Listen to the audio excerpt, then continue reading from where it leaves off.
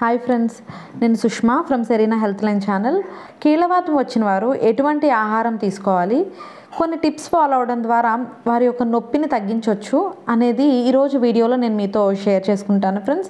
మొదటిగా ఈరోజు నా ఛానల్ ఎవరైతే ఫస్ట్ టైం చూస్తున్నారో ఖచ్చితంగా సబ్స్క్రైబ్ చేసుకోండి, సో దట్ నా వీడియో యొక్క నోటిఫికేషన్స్ అన్నీ మీకు రావడం జరుగుతుంది. మొదటి నుంచి చివరి వరకు స్కిప్ చేయకుండా చూడండి. నచ్చినట్లయితే లైక్ చేయడం మాత్రం మర్చిపోవద్దు. సో టాపిక్లోకి వెళ్ళిపోదాం ఫ్రెండ్స్.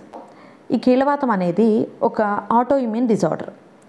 సో ఈ కీళ్ళవాతం వచ్చిన వాళ్ళకి రకరకాల లక్షణాలు ఉంటాయని చెప్పాను కదా ఫ్రెండ్స్. సిమ్టమ్స్, వాళ్ళు బరువు తగ్గిపోతూ ఉంటారు, జ్వరం కనిపిస్తుంది, అదేవిధంగా నోరు కళ్ళు పొడిబారిపోతాయని చెప్పాను.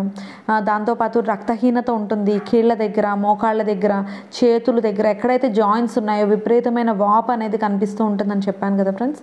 అయితే ఈ కీళ్ళవాతం రావడానికి ఒక కారణంగా vitamin D and calcium deficiency అని చెప్పొచ్చు. సో కాల్షియం అనేది మనకి పాలల్లో ఎక్కువగా దొరుకుతుంది. అదేవిధంగా బోన్ సూప్స్ చేస్తారు కదా, అందులో కాల్షియం ఎక్కువగా ఉంటుంది. సో కాల్షియం అనేది తీసుకున్నట్లయితే కనుక కొంచెం ఆ కీళ్ళవాతం రాకుండా మనం దాన్ని ప్రివెంట్ చేయొచ్చు. వచ్చిన వాళ్ళు దీంతోపాటు ఎక్కువగా ప్రోటీన్ ఫుడ్స్ కూడా తీసుకోవాలి ఫ్రెండ్స్. అండ్ కీళ్ళవాతం అనేది ఇన్ఫ్లమేటరీ డిజార్డర్, అంటే అక్కడ వాపు అనేది ఎక్కువగా కనిపిస్తుంది కాబట్టి వాపు తగ్గడానికి ఒమేగా-3 ఫ్యాటీ యాసిడ్ సోర్సెస్ తీసుకోవాలి. ఈ ఒమేగా-3 ఫ్యాటీ ఆమ్లం అనేది మనకి ఎక్కువగా చేపల్లో ఎక్కువగా దొరుకుతుంది ఫ్రెండ్స్.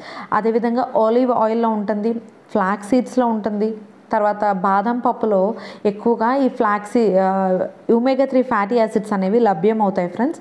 సో ఇవి కనుక వాళ్ళు డైలీ ఆహారంలో చేర్చుకున్నట్లయితే ఎక్కడైతే ఇన్ఫ్లమేషన్ ఉందో ఆ ఇన్ఫ్లమేషన్ అనేది తగ్గుతుంది ఫ్రెండ్స్, వాపు తగ్గుతుంది. సో దీంతోపాటు వాళ్ళు స్ట్రెస్ ఎక్కువగా తీసుకోకూడదు. స్ట్రెస్ ఎవరికైతే ఉంటుందో వాళ్ళు స్ట్రెస్ లేకుండా ఉండేలాగా చూసుకోవాలి ఫ్రెండ్స్. ఎవరికైతే ఈ దీర్ఘకాల వ్యాధులైన షుగర్ కానీ, లేకపోతే బీపీ కానీ, కొలెస్ట్రాల్ లెవెల్ ఎక్కువైనప్పుడు, లేకపోతే ఊబకాయం, స్థూలకాయం ఉంటే అటువంటి వాళ్ళకి కీళ్ళవాతం వచ్చినట్లయితే వాళ్ళు ఏం చేయాలంటే ఈ లెవెల్స్ అన్నీ నార్మల్గా, అంటే షుగర్ లెవెల్ నార్మల్గా ఉండేలా చూసుకోవాలి, కొలెస్ట్రాల్ లెవెల్ కూడా నార్మల్గా ఉండేలాగా మెయింటైన్ చేస్తూ ఉండాలి. స్ట్రెస్ ఎక్కువ తీసుకోకూడదు ఫ్రెండ్స్. అండ్ యోగా లాంటివి, మెడిటేషన్ లాంటివి చేస్తూ ఉండాలి.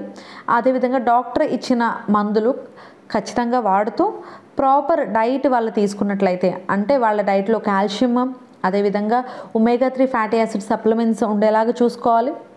నార్మల్ బ్యాలెన్స్ డైట్ తీసుకోవాలి friends.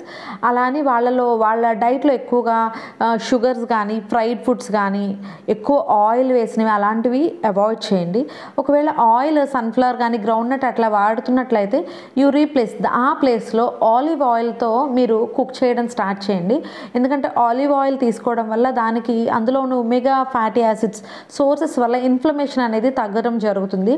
And edible olive oil ఉంటుంది ఫ్రెండ్స్. ఆలివ్ ఆయిల్తో మర్దన చేసినట్లయితే కూడా ఆ ప్లేస్లో వాళ్ళకి ఆ నొప్పి అనేది కొంతవరకు రిలీఫ్ అవ్వడం జరుగుతుంది ఫ్రెండ్స్.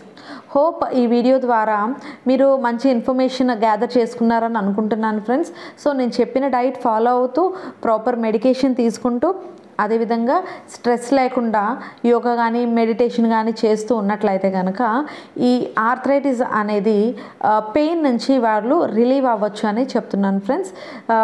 ఈ వీడియో మీకు నచ్చినట్లయితే ఖచ్చితంగా లైక్ చేయండి. అండ్ ఇంకొక ఇంపార్టెంట్ టాపిక్తో మీ ముందుంటాను friends. Thank you for watching my video. Bye friends.